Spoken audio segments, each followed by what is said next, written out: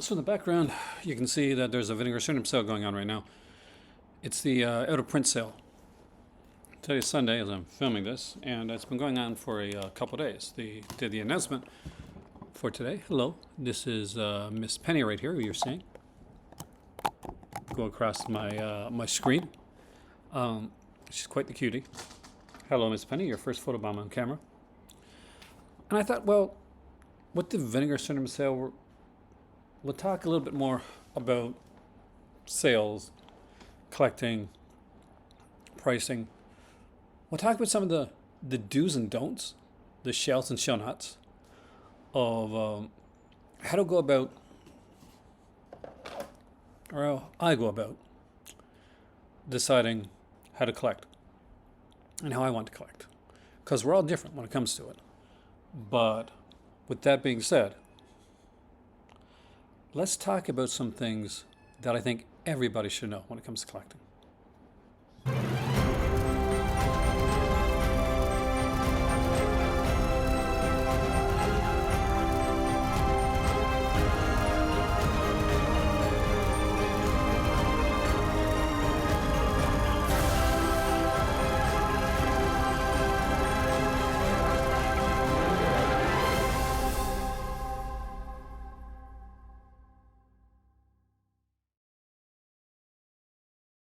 When you start collecting, there can be overwhelming amount of choices, ways to go, ideas.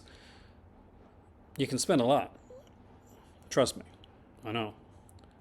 And here's the thing. One of the things I think is important to do, especially when you're starting out, is look at what you have as primarily disposable income that you can safely use without kind of dipping too strongly into territories of like where it's going to be harmful for your pocketbook. Figure out what your budget is going to be, and then start looking at the releases that you want to get. Budget which ones that you want first, and which ones actually fit inside that budget. Because it's important to know exactly what you can and can't comfortably spend. And trust me, that'll change over time. But at least if you go in with a budgeting idea on a weekly, monthly, or whatever bi-monthly basis, however you do it, it's a nice place to start.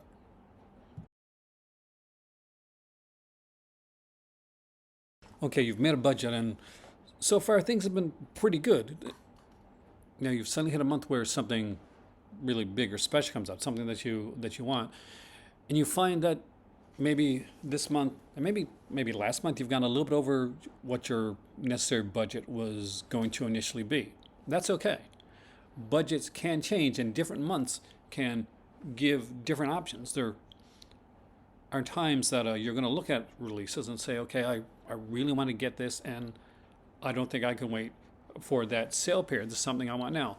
I find that for me, because I love like horror films and I'm a big Halloween guy, around September, October, those tend to be times when I do tend to go over budget, or when a lot of times it's a lot earlier now because releases for Halloween get announced a lot earlier than they used to. So it's good to have a budget. It's also okay to understand that there will be times when you will go over that budget. That's perfectly fine. You'll be okay. It's just the adjusting and growing period. We all have releases that we like that are gonna stretch us out over there. There's going to be months when things are going to come out that you're really going to want in that time period, and there's going to be things that you're going to be able to wait on. But either way, if you've gone over budget, it's okay. It happens. Happens to me, and trust me, it'll happen again. Every single one of us have our companies that we consider our favorites, the ones that we want to get and we want to collect. And of course, we want to be able to support the companies that we love. Currently, my favorite companies going are Imprint and Umbrella, and Hammer. Those tend to be the three favorites that I look at right now. What exactly does that mean? Does that mean I have to buy everything when it initially comes out? I wish I could afford that, but I can't. The thing is, I do look to see when sales come out, especially if it's a company that I like but I don't love, or I just want to catch up on certain releases. It is okay to avail of the sale. no matter if it's a company you love, a company you like, or in between. You're still sending that money, especially if it's a sale that the company itself is putting on, directly to that company. Um, Sales are good, and they wouldn't put them off if they didn't want people to participate in them. I find that some companies put on more sales than others, and some people find that to be a bad thing that there's so many sales going on. But at a time when it can be a bit tight on the wallet sometimes, an extra sale isn't a bad thing. And if you did buy something that that came out that's now on sale, we'll talk about that in a second. But when the sale comes, feel free to dive into that sale, look at the stuff that you want, remember your budget, but still get those releases that you've been waiting for.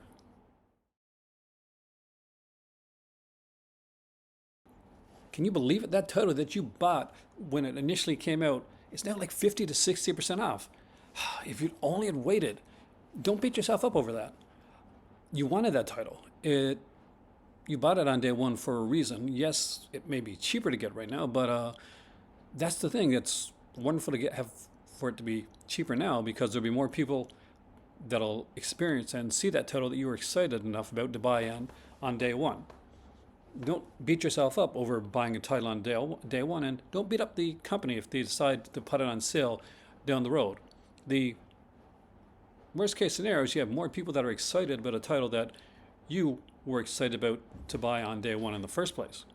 So it's okay that something's on sale now, and it's okay that you got it on day one. You may have paid a more premium price at that time, but you got that experience of having it when it came out, having it early, of like experiencing it before others experienced it. And sure, they'll get to have their experience now with the sale, now that the sale's on, but that's okay. You can go back and dive into it. You can be that voice sometimes that help other people in the collecting community decide what titles they should and shouldn't get. Hey, maybe that day one purchase that you got, you were like excited about it, and you got it, and you're like, not quite what I wanted it to be. Well, when the sale comes about, you can let people know, hey, it's okay, but it's okay at this price. I wish I wouldn't have got it at that price. Or you'll be like, that was an amazing title. I'm glad that I picked that up. And if you can get that one for cheaper, that's fantastic. Buying something day one, not a bad thing. Buying something on a sale, not a bad thing. And it never should be a negative when the two portions of that community meet, because you guys can help each other out. So you're a really big slasher fan, but you find a title coming out that you're not quite sure about. You don't remember this one as being something that you really love, or maybe you like film noir. There's a new box set coming out from Indicator with some new noir titles that you're not quite sure of. It's okay to be unsure. It's also helpful to research some of the titles. Try not to spoil the films for yourself, but it's good to be able to research and look into some titles that you're getting, especially if it's a more costly purchase. I do tend to try to dive in. I haven't seen everything, far from it, and I'm still experiencing things and learning stuff on a daily basis. It's one of the great things about collecting and about loving films and cinema, is there's always something new for me to see, there's always something new for me to learn. I'm a researcher, and I love like researching different titles and stuff that's coming up. It's great to get that new title, but it's great to like kind of know what you're getting sometimes as well. And it may not just be the film you want to research. Maybe you're looking at the features that are on there, the people that are working on that stuff. There's some great people that work on like features. People like Kat Ellinger, for instance, or Alexander Heller Nicholas, that do some just amazing work when it comes to features. And you may find yourself like, okay, that person is on this release. I'll collect this title because I really want to get that featurette by that person. That happens to me quite a bit. And that comes into the next one. Some of my greatest experiences when it came to buying films were films that I didn't know I was going to love. They were blind buys to me. They were kind of like the hidden gems, the ones that I didn't know I wanted until I got them. And then I realized I was so glad I did. I needed them. The blind buy can be a good thing, especially if it's a company that you feel comfortable with. I don't recommend blind buying first out from a company that you've never bought from before. I blind buy from companies like Criterion. I will blind buy a title from Imprint. I will blind buy a title from Umbrella. Basically because I trust those companies to be in, you know, they know the good stuff that I like. So I feel good like grabbing a release from them because I feel like those are companies that kind of get me. And maybe you got companies that get you. Maybe you're a Radiance person. Maybe you're like a Screen Factory guy or gal. Maybe you just really enjoy titles from Def Crocodile. And there's a company that can have some really good blind buys, by the way. Don't be afraid to blind buy.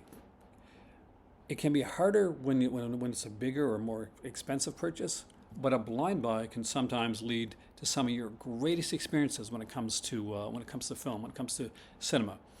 When the Criterion sale, when we first started availing of the Criterion sale, we would always pick titles that we really liked and really wanted, and we put aside a little bit of money at the end where we would blind buy one Criterion title every sale. And we found some really great stuff during our blind buys. I remember watching the Orson Welles film, F is for Fake, which was a blind buy, and we sat down and we enjoyed it so much we watched it again the next week. Blind buys can be an amazing thing, so don't be afraid of it. There are a ton more of these that we can talk about, more commandments of collecting, and we will in a future installment if you like this one and if you want to see more of it. So let me know in the comment section down below if you want to see more of the commandments of collecting, because we will go into it, do more, and dive deeper into this. I had a lot of fun with this video. I hope you guys did too. And let me know in the comment section down below what are some of yours shell and shell nuts when it comes to collecting. Until then, my name is Aaron. This is the Call to Cinema, and I'll see you next time. Oh God. Subscription sloth here. Just want to remind you that I know in the summertime especially it can be super warm and lazy. But if you're liking this video, make sure to like, share, and subscribe. And if you want to go that step further and join the Patreon, there's a link for that down below. You can super sticker, super chat, or donate. But above all, just lie back and enjoy the video, because that's what I'm going to do.